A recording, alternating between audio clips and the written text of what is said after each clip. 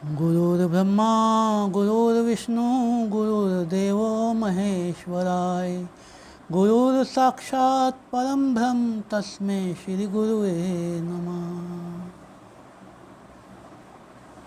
आपके भीतर बैठे हुए उस परम पिता परमेश्वर को, उस सच्चिदानंद स्वरूप को मैं कोटि कोटि नमन करता हूँ और 18वां अध्याय कहने की अनुमति चाहता हूँ। उससे पहले कि हम 18वें अध्याय में प्रवेश करें, आइए कुछ मंत्रों का उच्चारण करें मेरे साथ। हरि ओम नमो नारायण, हरि ओम नमो नारायण, हरि ओम नमो नारायण, हरि ओम नमो नारायण, हरि ओम नमो नारायण, हरि ओम नमो नारायण, हरि ओम नमो नारायण, हरि ओम नमो नारायण, हरि ओम नमो नारायण, हरि ओम नमो नारायण, हरि ओम नमो नारायण, हरि ओम नमो नारायण। आइए 18वें अध्याय में प्रवेश करें। देवऋषि नारद जी ने कहा, अब रुद्र रूप महाप्रभु शंकर अपने वीर गणों के साथ नंदी पर चढ़ हंसते हुए युद्धभूमि में आए। तब उनको आया देखकर उसके पराजित गण फिर लौट आए और सिंहनाद करते हुए आयुधों से दैत्यों पर प्रहार करने लगे। भीषण रूपधारी रुद्र को देख दैत्य भागने लगे। तब युद्ध में अपने दैत्यों को पराहन्मुख देख जलंधर हजारों बाण छोड़ता हुआ भगवान शंकर की ओर बढ़ा। उसके शुम्भ निशुम्भ आदि वीर भी क्रोध में आकर अपने होठों को काटते हुए भगवान शंकर की तरफ बढ़े। इतने में भगवान शंकर ने जलंधर के सब बाण काट डाले और अपने गणों को निर्भय करके अपने अन्य बाणों की आंधी से दैत्यों को पीड़ित कर दिया। खड़गोरमा नामक दैत्य को अपने फरसे से मार डाला। बलाहक पर का भी सिर काट डाला। धस्मर भी मारा गया और शिवगण की शिखा ने प्रचंड नामक दैत्य का सिर काट डाला। किसी को शिवजी के बैल ने मारा और कई उनके बाणों द्वारा मारे गए। यह देखकर जलंधर अपने शुंभ आदि दैत्यों को धिक्कारने लगा और भयभीतों को धैर्य देने लगा, पर किसी प्रकार भी भयग्रस्त दैत्य दोबारा युद्ध भूमि में लौटने को तैयार नहीं थे।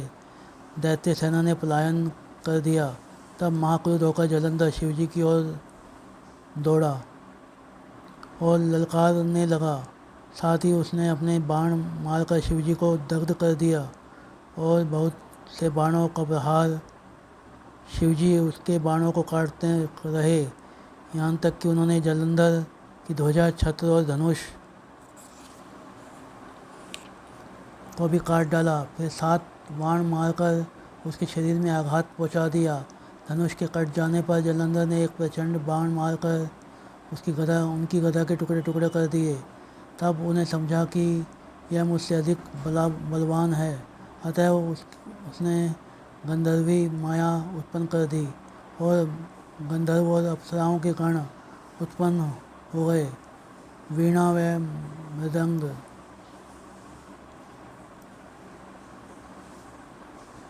मृदंग आदि बाजों के साथ नृत्य और गान होने लगा। उससे अपने गणों सहित रुद्र में भी मोहित हो गए। उन्होंने युद्ध बंद कर दिया और फिर तो काम मोहित जलंधर बड़ी शीघ्रता से त्रिनेत्र भगवान शंकर का रूप धारण करके वृषभ पर बैठकर पार्वती की ओर चला। उधर जब पार्वती ने अपने पति को आता देखा तो स्त्रियों को जाने का आदेश दिया और आगे बढ़ी। पार्वती को देख कामातुर जलंधर वीर्य पतन हो गया और उसके पतन से वह जड़ भी हो गया। उसने दानव समझा, वह अंतर ध्यान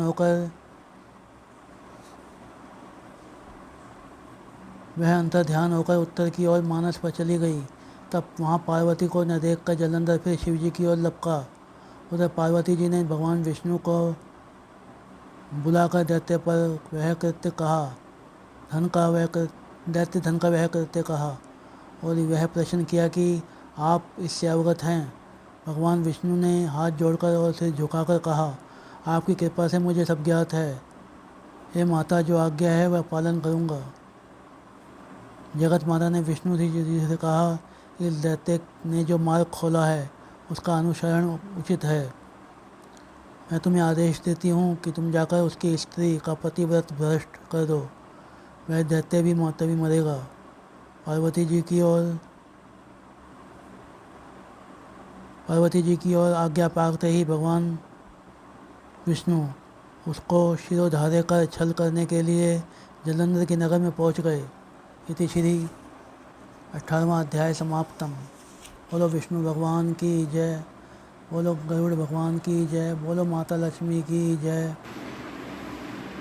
तो जैसे जैसे आप न केवल कार्तिक मास में बल्कि प्रत्येक मास, साल के प्रत्येक दिन में जब आप निरंतर विष्णु भगवान के नाम का जाप करेंगे या कोई भी आपके इष्ट का जाप करेंगे तो मंत्र को विचार बनने में 1.5-2 साल लगते हैं और विचार को साकार रूप देने में 4-5 साल लगते हैं। यदि आप इतने प्रयास कर पाएँ तो आज नाम को आप पकड़ रहे हैं, कल नाम आपको पकड़ लेगा, फिर छोड़ के नहीं जाने देगा और फिर ईश्वर के समीप आपको ले जाएगा। ऐसा नहीं है कि मंत्र काम नहीं करते हैं, मंत्र काम करते हैं, लेकिन मंत्रों का एक विज्ञान है, उसे समझने की आवश्यकता है। वो बात हम फिर कभी दूसरे वीडियो में करेंगे कि किस प्रकार मंत्रों से अपनी इच्छा पूर्ति की जाती है। आइए मंत्रों का उच्चारण कर आज की कथा को विराम दें। हरि ओम नमो नारायण, हरि ओम नमो नारायण, हरि ओम नमो नारायण। बोलो विष्णु भगवान की जय, बोलो लक्ष्मी माता की जय, बोलो गरुड़ भगवान की जय। आपके भीतर बैठे हुए उस परम पिता परमेश्वर को मैं कोटि कोटि नमन करता हूँ। जय माता।